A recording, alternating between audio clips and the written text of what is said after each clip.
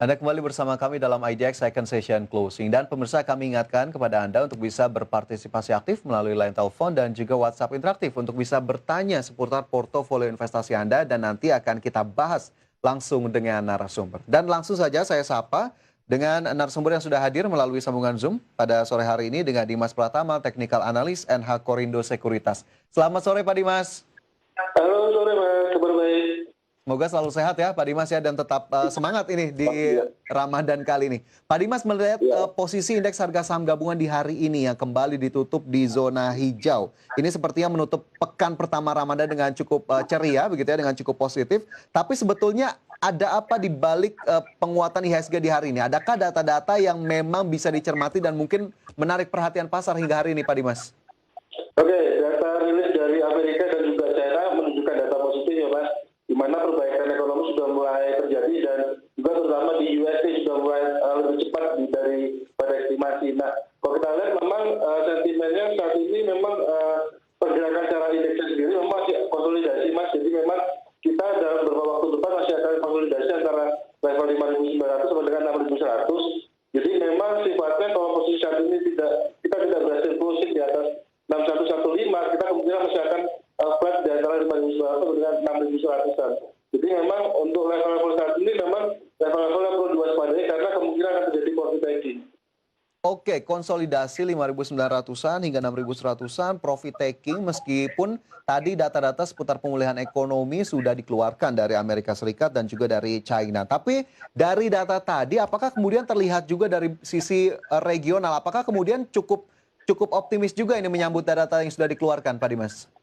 Ya, memang kalau kita lihat data perekonomian global, Amerika dan China dan juga Indonesia kemarin baru rilis neraca perdagangan yang surplus juga, sebenarnya indikasi pergerakan pemulihan ekonomi sudah berjalan Mas. Tapi kalau kita lihat memang secara teknikal pergerakan IHSG sekarang range-nya masih nggak terlalu lebar. Jadi memang kalau untuk Senin besok mungkin antara 6.000 sampai 6.100 sifatnya hanya untuk konsolidasi saat. Jadi memang kalau kita baru lagi rebound lagi kalau kita berhasil di atas 6115. Jadi memang untuk sementara sifatnya masih hanya flat aja sih sementara.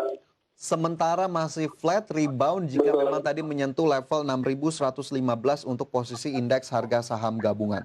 Tapi jika kita lihat perjalanannya tidak mulus nih di hari ini Pak Dimas. Ada beberapa kali pelemahan yang terjadi baik di sesi 1 bahkan juga di sesi kedua.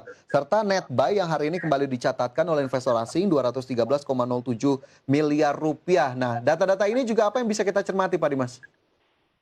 Ya, kalau kita lihat memang 2 hari terakhir asing melakukan net buy terus ya Mas. Jadi ini indikasinya sudah mulai positif, tapi mengingat balik lagi karena mungkin sifatnya investor masih sedikit berhenti, terutama mungkin dari ini ya, yang Amerika yang terlalu cepat mulai ekonominya, dan itu dikhawatirkan nanti tingkat inflasi dan suku bunga bisa naik. Nah, ini yang dikhawatirkan nanti imbal hasil terutama dari bonus kita yang 10 tahun pun juga ikut terkerek naik untuk yieldnya. Nah, ini yang pasti dicermati oleh pelaku pasar. Makanya untuk pergerakannya saat ini memang masih konsolidasi antara 59 sampai 6.100. Kalau untuk Senin besok mungkin antara 6.000 sampai 6.100. Jadi memang sifatnya untuk rawat profit taking untuk saat ini seperti itu Mas.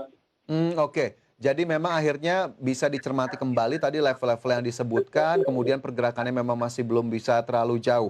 Tapi melihat data-data saham-saham yang masuk dalam kategori net buy di hari ini ada Era Jaya, Astra International, Aces, BBCA, dan juga sejumlah saham lainnya begitu. Adakah kemudian sektor atau saham yang memang cukup signifikan terlihat mendukung penguatan di hari ini Pak Dimas? Oke, kalau kita lihat memang masih disokong oleh sektor konsumer ya untuk bulan ini. Jadi memang sentimennya kayak poultry, retail pun juga masih mengangkat indeks. Kemarin juga sempat banking ya masih mendrive indeks. Nah, memang kalau untuk teknikalnya memang masih akan sedikit lebih banyak ke sektor-sektor defensive Mas. Jadi kalau untuk banking yang buncit mungkin kemungkinan akan sedikit profit taking. Terus kita mungkin bisa lihat dari ke sektor lain dari industri dan juga mungkin di sektor consumer retail itu masih akan berdrive selama bulan ini seperti itu. Consumer dan juga retail akan mengalami pergerakan atau menjadi driver utama sepertinya di bulan-bulan ini terutama di bulan Ramadan. Baik, tapi apakah kemudian jika saya ke sektor yang berbeda yang juga menjadi bahasan utama kita, menjadi topik of the day kita di hari ini, Pak Dimas, sektor otomotif. Jika kita berbicara pemulihan, ini sepertinya ada data yang juga menunjukkan bahwa sudah ada peningkatan penjualan dari bulan Maret yang juga sudah dirilis oleh Gaikindo. Apakah kemudian sektor ini juga bisa menjadi bidikan dari para pemirsa ataupun investor sendiri, Pak Dimas? Ya, kenaikan penjualan mobil sendiri kan sudah mulai terjadi dari Maret kemarin ya Mas, terkait dengan insentif yang diberikan pemerintah terkait dengan PPN BN-nya 0% untuk yang 1.500 dulu dan yang bulan ini mulai di 2.500 ke atas. Nah ini sebenarnya sentimen positif dan itu terbukti dengan lonjakan penjualan yang cukup tinggi ya, 70% lebih selama malam dan ini juga nampaknya akan kedepannya juga akan bagus untuk emiten sendiri. Tapi kalau secara valuasi memang saat ini memang masih cukup murah untuk saham-saham sektor otomotif, Astra, IMAS dan juga mungkin di kalau untuk Astra sendiri kita valuasi ada sekitar 6.000. Jadi memang untuk saat ini ada sekitar 5.250 masih cukup murah untuk under value untuk kedepannya masih ada potensi kenaikan. Oke, baik. Berarti ini kita spesifikkan di sektor otomotif saham-sahamnya yang juga mungkin pemirsa sudah nanti-nanti seperti apa sih sebetulnya kondisi valuasinya atau secara teknikal adakah yang bisa diperhatikan. Tadi ada Astra yang sudah disebutkan oleh Pak Dimas ya. Hari ini di level 520. Boleh sekali lagi Pak Dimas, Astra ini sebetulnya mau kemana arahnya dan apa yang bisa terbaca dari pergerakan sahamnya sejauh ini? Oke, kalau Astra International dari Enda Koride untuk saran valuasi untuk 1 tahun ke depan ada sekitar 6.000 Mas. Jadi kenaikan yang terjadi saat ini memang sifatnya hanya untuk rebound karena pergerakannya masih antara sekitar 5.150 sampai dengan 5.450. Jadi untuk saat ini posisi di sekitar posisi di 5.250 sifatnya bisa sell on trend, nanti take profit dulu di sekitar 5.450. Oke, bisa posisi sell on strength tadi salah satu yang juga bisa disarankan. Dan ini Astra Internasional juga ternyata ditanyakan ini oleh beberapa pertanyaan yang sudah masuk melalui WhatsApp interaktif kami. Ada Pak Gali di Jakarta menanyakan Astra dan juga Gudang Garam. Kemudian ada satu yang tidak menyebutkan nama juga menanyakan Astra. Nah ini semoga juga bisa menjadi jawaban untuk Anda. Tapi sekali lagi Astra apakah masih cukup cocok jika kita ambil untuk jangka panjang, Pak Dimas, melihat kondisinya sejauh ini? Ya, seiring dengan pemulihan ekonomi, berarti kan aktivitas kegiatan ekonomi juga mulai berjalan dan otomatis juga salah satu sentimen untuk yang menggerakkan roda perekonomian. Pasti nanti juga akan terjadi peningkatan permintaan. Nah, kita tahu suku bunga dan insentif yang pajak yang diberlakukan pemerintah yang 0% itu juga nantinya juga masih akan menjadi sentimen positif untuk sektor otomotif ke depan. Jadi kalau untuk saat ini sebenarnya posisinya sudah cukup murah Mas. Jadi di level 5.000-an saat ini memang kalau kita lihat hampir sama dengan posisi akhir tahun kemarin, jadi boleh akumulasi bertahap aja untuk saham-saham sektor otomotif.